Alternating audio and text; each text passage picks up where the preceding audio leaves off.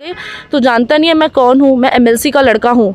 Pressure वाली बात को मैं सिरे से नकार रहा हूँ। जैसा कि मैंने आपको पहले भी बताया कि जांच पूरी हो जाने के बाद ही मैं कुछ कहने में सक्षम होऊंगा। सर,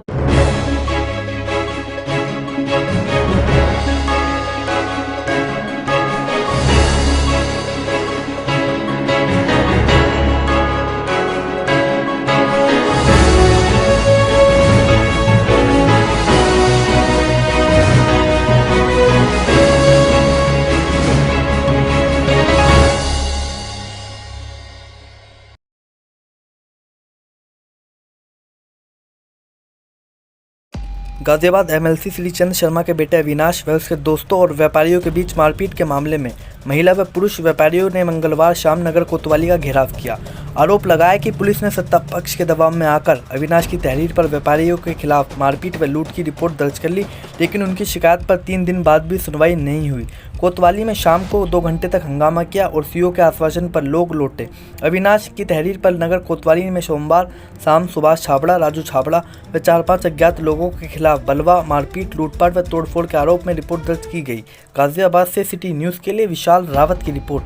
आज आप कोतवाली आए हैं, किस संबंध में आप कोतवाली आए हैं?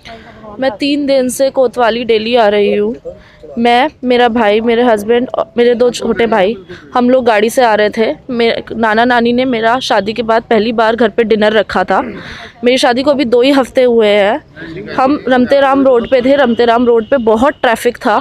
मेरा छोटा भाई उस ट्रैफिक को क्लियर करा रहा था। इतने में सामने से स्कॉर्पियो में 3-4 लड़के आते हैं। तीनों-चारों लड़के तहश में नीचे उतरते हैं। मेरे भाई ने उनसे कहा कि आप अपनी गाड़ी पहले निकाल लीजिए, हम अपनी गाड़ी बाद में निकाल लेंगे क्योंकि आपकी गाड़ी बड़ी है। उन्होंने मेरे भाई को इतना कहते ही पीछे गर्दन से पकड़ लिया और चाटे ही चाटे मारने लगे। बोलने लगे, तो जानता नहीं है मैं कौन हूँ, मैं एमएलसी का लड़का हूँ, तुम मेरे से कैसे बोल रहा है। उसने बोला, भैया हमने सिर्फ ये कहा है कि आप अपनी गाड़ी पहले निकाल लीजिए। उसके बाद उसे नीचे गिरा के लेटा के तेज़ मारने लगे।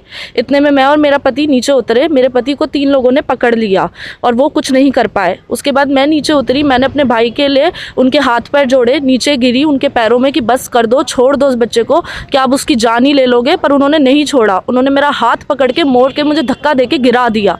मेरे भी लात मारी गई। मैंने उनसे फिर भी रिक्वेस्ट करी कि प्लीज़ मेरे भाई को छोड़ दो। मैंने उनके हाथ पैर जोड़े, उनके पैरों में गिरी, लेकिन उन्होंने किसी ने मेरी बात नहीं सुनी और उसको मारते चले गए। जब वहाँ पे देखा भीड़ इकट्ठी हुई और भीड़ ने हमारा साथ दिया, तब मैं अपने भाई को उठा पाई। इतने में वो गाड़ी में बैठ के भागने लगे। जब वो गाड़ी में आगे जाने लगे तो पूरी मार्केट इकट्ठी हो गई और मेरे मम्मी पापा दूसरी गाड़ी में पीछे ट्रैफिक में फंसे थे, वो भी आ रहे थे साथ।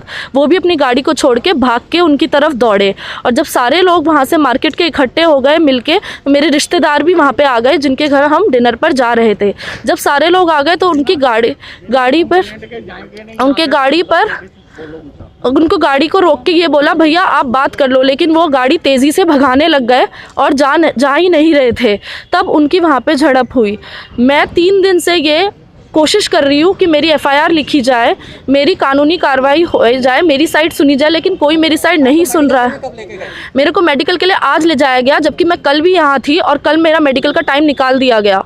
जिस दिन ये घटना हुई थी उस दिन भी आपका मेडिकल हुआ था। उस टाइम किस टाइम आपने यहाँ पे आके पुलिस स्टेशन आके अप्रोच किया था, फिर ये आपको लेकर गए? हम उसी समय आपने पुलिस को उस टाइम पे कुछ तहरीर लिख के दी थी। मेरे पास नहीं है, हमें नहीं दी गई, हमें नहीं दी गई। भाई सर, 2 दिन पहले गाजियाबाद में एक घटना हुई थी जिसके अंदर दोनों पक्षों की तरफ से आपस में आरोप लगाए गए थे कि दूसरे से मारपीट हुई है, और ये पूरा मामला पुलिस के संज्ञान में भी कल परसों से था। लेकिन आज पूरा परिवार, पूरी महिलाएं यहाँ पर इकट्ठा होकर आई हैं, जिनका आरोप है कि मौजूदा जो एमएलसी हैं उनकी तरफ से एफआईआर लिख ली गई है। इनका आरोप ऐसा है कि आप इनकी एफआईआर नहीं लिख रहे हैं। पूरा मामला क्या है, जरा विस्तार से। देखिए, ये घटना 2 दिन पहले की है और जिसका संज्ञान हम लोगों ने लिया हुआ है, गाजियाबाद पुलिस ने लिया हुआ है। इस घटना का संज्ञान लेते हुए एसएसपी गाजियाबाद सर के आदेश से इस प्रकरण की पूरी जांच की जा रही है। मैं आज ही इस ज़िले में ज्वाइन किया हूँ नया, और इस पूरी घटना का मैंने संज्ञान लिया हुआ है और सर के आदेशानुसार मैं इस घटना की जाँच करवाते हुए एक निष्कर्ष पर पहुँच के आप लोगों को अवगत कराया जाएगा। क्योंकि परिवार का आरोप है कि जब दोनों जगह से एफआईआर एक साथ दी गई थी और जब एफआईआर एक तरफ से लिख ली गई है, तो यानी जांच में कहीं ना कहीं कमी रह गई है। देखिए, जैसा कि आप जानते हैं कि मेरे पूर्ववर्ती अधिकारी अभी यहाँ से ट्रांसफ़र हुए हैं और जांच अनवरत चल रही है। ऐसा नहीं है कि जांच रुकी हुई है। एक बार जांच पूरी हो जाए उसके बाद ही मैं कुछ कहने में सक्षम होऊंगा। सर, पीड़ित का ये आरोप है कि आप इनके एफआईआर दर्ज नहीं करा रहे हैं, क्या कारण है इसका? देखिए, मैंने जैसा आपको बताया कि इस पे एक जांच गठित की गई है एसएसपी गाजियाबाद सर के आदेशानुसार। उस जांच को पूरी हो जाने के बाद ही हम लोग कुछ कहने में सक्षम होंगे। अगर एक दूसरे पक्ष की का एफआईआर दर्ज कर ली गई है तो जो अब दूसरा पक्ष है वो भी तो ये मांग करेगा ना कि उनकी एफआईआर की जाए और उनके खिलाफ कार्रवाई की जाए। क्या एक पक्ष की जांच हुई और दूसरे की नहीं हुई? जैसा कि आप लोगों ने देखा, अभी परिजनों से जो दूसरे पक्ष के हैं उनसे मेरी मीटिंग हुई है। मैं लगभग आधे घंटे उनके साथ बैठा हूं। उन लोगों को रिसीविंग चाहिए थी अपनी एप्लीकेशन की, वो रिसीविंग उनको दी गई। की मांग कर रहे थे? नहीं, रिसीविंग पहले वो कह रहे थे, उसके बाद मैंने उनको बताया कि जांच की जा रही है, जांच के बाद ही हम कुछ कहने में सक्षम होंगे। Thank you sir. सर, मेरा एक सवाल है सर, ये दूसरे पक्ष की तरफ से इतनी जल्दी एफआईआर किस वजह से की गई? क्या ऊपर से प्रेशर है इस तरीके से? नहीं तो दोनों की तरफ से एफआईआर दर्ज होने के बाद ही जांच होती है सर। प्रेशर वाली बात को मैं सिरे से नकार रहा हूं। जैसा कि मैंने आपको पहले भी बताया कि जांच पूरी हो जाने के बाद ही मैं कुछ कहने में सक्षम होऊंगा। सर, क्या पीड़ित पक्ष का मेडिकल हुआ है?